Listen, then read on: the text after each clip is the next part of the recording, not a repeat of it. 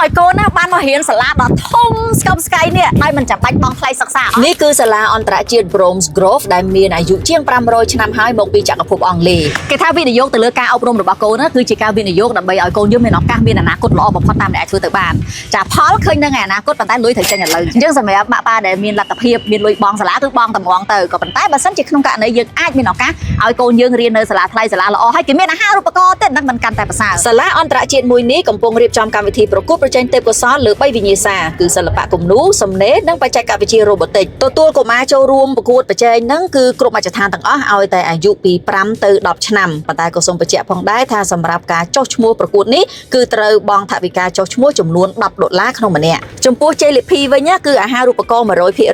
80% និង 70% សម្រាប់លេខ1លេខ2និងលេខ3ទៅលើថ្លៃសិក្សារហូតដល់ថ្នាក់ទី12ឯណោះវិញ្ញាសាមាន3មួយវិញ្ញាសាឈ្នះលេខ1លេខ2លេខ3អញ្ចឹងកុមារ9នាក់នឹងទទួលបានជ័យលាភីបើបូកសរុបបញ្ចូលគ្នាស្មើនឹងជាង$1លានបើគិតតែកុមារជ័យលាភីលេខ1វិញគិតជាទឹកប្រាក់គឺប្រហាក់ប្រហែលនឹង$200,000ហើយការទទួលពាក្យនៅក្នុងការប្រកួតប្រជែងប្រឡងយកអាហារូបករណ៍នេះគឺផុតកំណត់ត្រឹមល្ងាចថ្ងៃ4ខែធ្នូឆ្នាំ2025ដល់ពេលប្រឡងគឺនៅថ្ងៃ6អញ្ចឹងគៀកមែនតើលោកប៉ាអ្នកម៉ាក់សូមគម្រោងចាំយូរតាក់ទងសួរព័ត៌មានចុះឈ្មោះដើម្បីឲ្យកូនយើងអាចមានឱកាសចូលរួមប្រកួតប្រជែងនៅក្នុងកម្មវិធីទទួលអាហារូបករណ៍នេះបាយបាយ